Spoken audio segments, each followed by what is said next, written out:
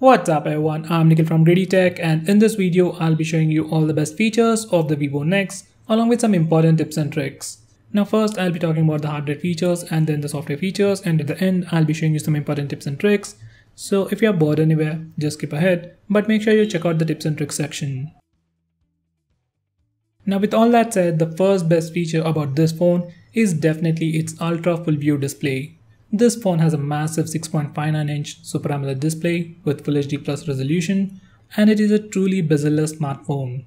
By the way, there is no notch, just in case if you're wondering about the front camera. It has 91.24% screen to body ratio with very thin bezels all around, and even the display supports P3 color gamut, so even the color reproduction is pretty great on this phone. Now just in case if you're wondering, it doesn't even have a cutout for earpiece. It uses something called screen soundcasting technology, where instead of a speaker, sound vibrations are sent through the display and turns it into a speaker. Now the next best feature about this phone would definitely be the elevating front camera. Now just from the first look, we really can't find the front facing camera on this phone. But once you open the camera application and try to take a selfie, camera pop-ups at the top in just 1 second. Once you're done using the front camera, it even retracts automatically. It uses a highly sophisticated micro-stepping motor with an independent driver IC and a high precision control algorithm. It has been well tested, fail-proof, and also quite strong. Every time the camera pops up, it does make small sound, but you can also hide it with 3 different camera pop-up sounds. Now the next best feature about this phone would be the in-display fingerprint scanner. This phone has an optical fingerprint reader under the display, and it is supposed to be a 3rd generation in-display fingerprint scanner, and it is quite fast. Honestly, in my personal experience, I felt it to be faster than Vivo X21 and even the latest Vivo V11 Pro.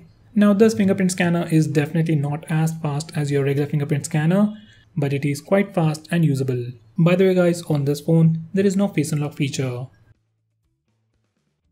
Now going on next, it even has a lot of performance. Now usually Vivo doesn't launch phones with flagship processors, at least in India, but this for the first time comes with a Snapdragon 845 processor, and everything is super snappy and very responsive. It even comes with 8GB of RAM and 128GB of storage, which is also pretty huge considering the price. Now because of the Adreno 630 GPU that it comes with, gaming experience on this phone is simply amazing. I play Asphalt 9 and PUBG a lot, and the gaming experience on this phone is really insane. A bigger AMOLED display coupled with the Snapdragon 845 processor is just an awesome combination, and you will get the best gaming experience on this phone for sure. Now the next best feature about this phone would be the hi-fi audio. Now this phone comes with a single chip that encloses both a DAC, that's a digital to analog converter, with a matrix of 3 operational amplifiers, and gives you a much better audio experience. But to truly enjoy the audio experience, you need to have some high quality audio files as well. Now the next best thing about this phone would be the dual engine quick charge. Now this isn't like your regular Qualcomm's quick charge. Well, technically it uses the same principles, but it does charge your phone pretty quickly, and the charging speeds are considerably different from your regular Qualcomm charger and the Vivo's provided dual fast charger. Now coming to the charging speeds, you can get up to 0 to 80% of charge in just about 1 hour. Now that's definitely fast. I don't think it is as fast as dash charging or walk charging, but it is still pretty fast and gets the job done. Now the next best thing about this phone would be the dedicated button for Google Assistant. Now on the left side, it does come with a dedicated button. You can click it once to open Google Lens and click and hold it for Google Assistant. Now this is definitely way more convenient than saying OK Google all the time. Now going on next, it even has pretty good cameras. On the rear, it has a dual camera setup with a 12 megapixel primary camera with dual pixel autofocus with f1.8 aperture, and it even has 4-axis optical image stabilization. Now that's followed by a 5 megapixel secondary camera for depth sensing. On the front, it has an 8 megapixel camera with f2.0 aperture. Now personally, I didn't compare it with other phones in the price segment, like especially the OnePlus 6, but the cameras on this phone are really good and pretty well worth the price.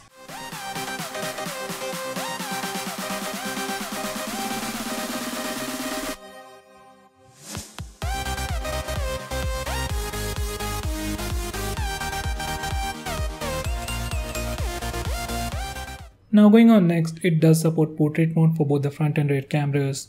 Now this has been more like a standard these days. Almost all the phones support portrait mode, and so does this phone.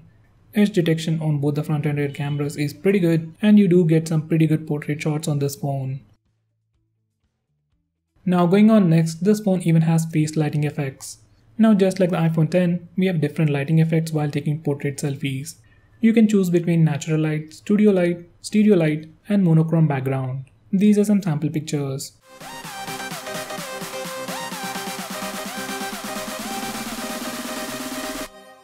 Next we have Joby's smart camera features like an AI face beauty mode, AI scene detection, and AI portrait framing. Right now on this phone, AI portrait framing is not available. It should be available with a future update. Now going on next, this phone even offers electronic image stabilization along with optical image stabilization. So here's the sample footage.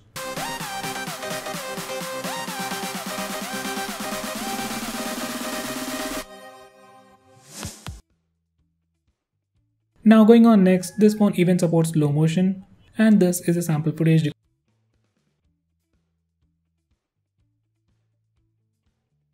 Now next we have shot refocus. Now unlike other phones which simply take a portrait shot, on this phone you can actually select a focus point and change the amount of blur effect we want before taking a picture and even after taking a picture.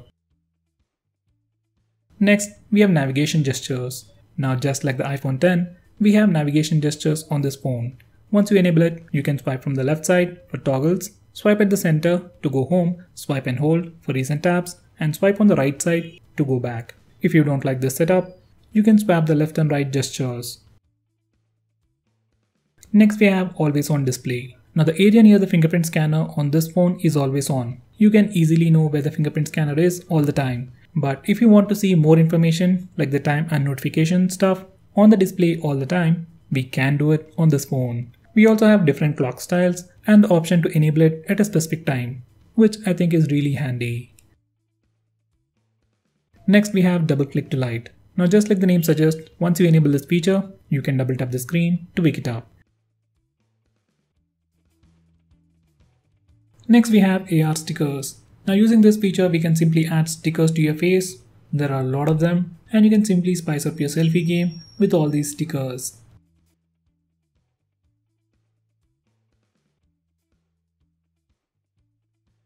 Next we have some camera gestures. First one is touch to capture. Simply touch the screen to capture the shot. Next we have voice capture. Now once you enable this feature, every time you say cheese, your phone will take a picture. Cheese. Now the final gesture is palm. Just show your palm to your camera and it will take a picture in 2 seconds. I find this really handy while taking selfies.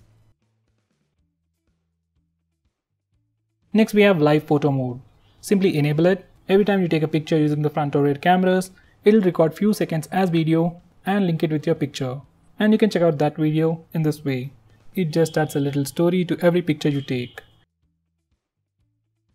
Next we have a feature called App Clone that allows us to use 2 versions of the same application. We just need to enable this toggle and go to the home screen. As of now, very few applications like WhatsApp, Facebook and Instagram support this feature. Next we have Smart Split. All the phones running Android Nougat and above offer split screen mode, where we can use 2 applications side by side. But Vivo offers a stripped down version of it even in 2018 after all these years. It only works on few applications like Facebook, Instagram, YouTube and so on. I really wish Vivo could support split screen mode for all the applications. Vivo also offers us a quick gesture to open the split screen mode. Simply swipe down using 3 fingers in a compatible application to open split screen mode. If the application is not supported, you'll simply get an error, and if it is supported, it will open that application in a split screen mode, and in the second window, you can choose the compatible applications. Once the split screen mode is on, you can click at the center for additional options. You can close either of the windows, swap them, or choose a different application. Next, in settings, we have this option called Smart Click. It's a quick shortcut to allow you to perform some actions when you press and hold the volume down button when the display is off. I prefer to use the flash. When the phone is locked, press and hold the volume down button to toggle the flash. By the way, it doesn't work if you're playing some music. You can also choose to record audio, open the camera application and do other stuff. Next we have one-handed mode. This phone has a massive screen and obviously you need 2 hands to use this phone. But for some reason, if you want to use this phone single-handedly, or maybe unlock the passwords or use the keyboard single-handedly, you can do all that from these settings. To completely shrink the screen, you can do this gesture. You can do it again to maximize the screen. Next we have 3-finger screenshot. Before I show you how to use that, let me show you how to take a normal screenshot. Simply press the volume down and power button both at the same time to take a screenshot. Now coming back to the 3-finger screenshot, simply enable it and simply swipe up using 3 fingers to take a screenshot. It is super handy and I really love this feature. Next we have long screenshot. Now once you take a screenshot, you'll get a small preview on the top right corner of the screen. Now if you want to take a long screenshot, click the long screenshot button. Your phone will take a long screenshot. Next we have Air Unlock. If you don't have a password set to your phone, you can simply wave your palm over the proximity sensor to unlock the phone. I wouldn't recommend you using this feature. Simply disable it and make sure you set up a good password for your phone. Next we have some gestures like double tap to sleep. Now once you enable this feature, you can simply double tap on an empty area on your home screen or your lock screen to lock your phone. This is kind of a unique feature and I wish we could do it even from the status bar.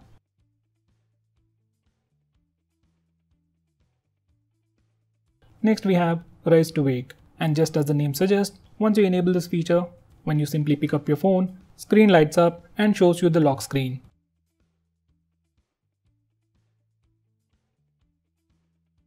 Next we have a lot of smart call features, which I would recommend you to check them out yourself. You can put the phone near your ear to lift the call, hold it in the hand to turn on the speaker mode, swipe over the proximity sensor to lift the call and do some other stuff. Next we can shake the phone to turn on the flash. Once you enable this feature, you can shake your phone in the lock screen or the home screen to turn on the flash. You can press the power button to turn it off. If you enable double tap to sleep, it is kinda hard to use this feature. Next we have Smart Reminder. Once you enable this feature, every time you have a missed call or a notification, once you pick up the phone, you will get a gentle reminder. Next we have Super Screenshot. I've already shown you how to take the regular screenshot, 3-finger screenshot and the long screenshot, but this one still offers a lot of things related to the screenshot. So to use the Super Screenshot, just open the notification bar and press the S Capture toggle. From here you can take long screenshots, rectangular screenshots, even record the screen and take some funny screenshots. Next we have Flashlight Notification. Once you enable this toggle, every time you get a call or a message, LED light on the back flickers, giving you a visible indication. It will come in handy if your phone is in silent mode in a dark room. Next we have Easy Touch, which is like a floating bubble just like on an iPhone with some additional options. You can single tap it for additional options, and we can also choose a custom action for double tap, like going back, going to home screen, pulling down the notification bar or taking a screenshot. It is exactly like the feature seen in the iPhone with limited features. Next we have Eye Protection Mode. This feature is also called as Night Mode and Reading Mode in other phones. You can turn it on by using this toggle or from the notification toggles or based on a specific time. This mode protects your eyes at night by filtering blue light. Next we have Gaming Mode. Once you enable this particular feature for any particular game, you get additional options like putting the calls in the background, auto rejecting the calls, blocking all floating notifications, and disabling automatic Wi-Fi connection. Now if you play a lot of games and don't want to be interrupted, this particular feature is a lifesaver. Next we have Face Beauty for video call. Now this is kind of a unique feature that can be found only in the Oppo and Vivo phones. For some reason, if you want to use the beauty mode while using third-party video calling apps like WhatsApp, this phone allows you to do that. Next we have Super Power Saver mode. Once you enable this mode, all the applications will be killed and you will be given access to only 4 applications: Phone Dialer, Messenger, Contacts and Clock. And that's all you can do, but it will drastically improve the battery life. Let's say you're running really low on battery and don't want your phone to die, you just want to answer calls, simply enable this mode and your phone will last for hours. Next we have an app lock built into the system. For the first time when you open it up, it'll ask you to set a password and then select the applications that you want to lock. Now the best thing about this phone is we can unlock the locked applications using the password or the fingerprint or even the facial recognition system. So most of the time, in good lighting conditions, you might never even see the lock screen if you have facial recognition on. Next we have Task Timer. This feature is called as scheduled power on and power off on other phones, and as the name suggests, it will allow you to power off and power on your phone at a specific time. Next we have network management, where we can disable internet access to applications or Wi-Fi and mobile data. Normally many people won't be using this feature, but if you're someone who wants absolute control over your phone, or maybe you don't want applications to access internet, say Clash of Clans, or maybe if you don't want others to use internet on your phone for a specific application, maybe playing a game, then you can disable internet access for that particular application. Next we have wireless display. Using this feature, we can cast the screen of your phone to a smart TV or a Chromecast. I personally use this feature to cast the screen of my phone to my TV while watching a movie on Amazon Prime. Next we have a floating video player. The stock video player that comes on this phone gives us the option to play video in a floating window, and this is how it looks. We can also swipe on the right side to increase the volume, swipe on the left side to increase the brightness, and swipe left or right to change the playback position. Next we have background apps. By default, this phone is configured to kill all the applications running in the background after some time, but if you don't want some specific applications to be killed, say like WhatsApp or Facebook, you can whitelist them from this page. Next we have AUTOSTART management. When you kill applications from the recent tabs page, some applications restart and run in the background. Apps like Facebook and WhatsApp might be important, but apps like Amazon, Flipkart or even the UC browser need not run in the background. So from this page you can block such applications from restarting in the background and thereby improving the battery life. Next we have auto call recording. If you are someone like me who wants to record all the calls that they receive on your phone, we can do it on this phone. Just go to the phone dialer settings and we have the option for recording all the calls automatically. So guys, those were the best features. Now let's look at some important tips and tricks. First I'll show you how you can change your default launcher on this phone. Now this is the default launcher that comes pre-installed, so whenever I press the home button I'm just sticking over here. But let's say you install any third-party launcher like Nova Launcher. This is what you need to do to change the launcher. Go to settings, then select more settings. Now from here select application, then select default app settings. Now select home screen. Now from this page you can change your default launcher, which in my case I want to select Nova Launcher. So from now on whenever I press the home button, I'll be using Nova Launcher instead. Now going on next, from the same place you can change your default browser. I usually prefer Google Chrome. You can also change your default video application, music player, browser, phone dialer and so on. Now going on next, I'll show you how to keep applications running in the background. Now this phone has good memory management, but once you lock your phone or put your phone aside for some time, almost all the applications running in the background will be killed. So if you want to prevent that, this is what you need to do. Go to settings and then select battery settings. Now from here select high background power consumption. Now from this place you can simply enable these toggles and whitelist these applications and they won't be killed in the background. Now if you want to have good memory management, I think this is something really handy. Now going on next, this phone has some super handy features like the double tap to wake and raise to wake features. I've already shown you how to use that. But once again, just for a quick reference, just go to smart motion, then select smart turn on and turn off screen. Now make sure you enable these toggles. Now once you have done that, you can simply raise your phone to wake it up. You can also double tap the screen to wake it up and double tap the lock screen to lock it down. Now I personally love these features and I'm quite addicted to it, so I just wanted to share you that. Next we have a super handy shortcut in YouTube. Now while watching videos you might see these two black bars on either side, and to make the video go full screen you can do a pin gesture and you'll have a much more immersive experience. Next I'll show you how to disable this lock screen poster. Now in the lock screen, every time you try to unlock your phone you'll see this lock screen and every time wallpaper changes. So if you're like me who doesn't like this feature, you can disable it from here. Go to settings, then select lock screen and home screen. From here select lock screen poster. Now disable it. Now once you do that, lock screen wallpaper will simply stick. And there you go. Now for some very quick tips, go to settings and then select status bar and notification. Now from here, if you want to display the battery percentage beside the battery icon, you need to select battery percentage and select the second option that's outside the battery icon. Now once you do that, battery percentage will be displayed over here. In the same way, if you want to display the network usage on the status bar, like over here, enable this particular toggle. Now once again, if you don't like heads up notification or banner notification, especially while playing games, you can disable it from here. Select top preview style and select the second option, that's no preview. So once you do that, you will still get notifications. They'll be listed over here, but you won't get a heads-up notification like a banner over here. Now going on next, if you want to change this lock screen fingerprint scanner animation, this is the default animation by the way, this is what you need to do. Go to settings, then select fingerprint and password, then enter your password, select animation styles. From here you can choose different animations. Personally, I like this one better, that's the default one. You can also go with this one, and this is how it looks like. And here's a quick preview. Now this is the always on display, and if you want to change anything over here like the layout or the color scheme, this is what you need to do. Unlock the phone first, obviously, then go to settings, then select lock screen, that's over here. Now select always on display. Now from here you can change the clock type. You have all these styles. Now once you select an option, you also get additional options inside them, like you can change the wallpaper, the background and the color scheme, and do a lot more stuff like that. So guys, those were the best features and most important tips and tricks for your Vivo Nex. If I missed out on anything important, do let me know by commenting below this video, and if you're planning to buy this phone, use the link in the description. It really helps the channel, and if you want us to make any specific video, tweet out to us with the hashtag AskGreedyTech on Twitter and I'll try to make it as soon as possible. I'm Nikhil from GreedyTech signing off. Have a nice day.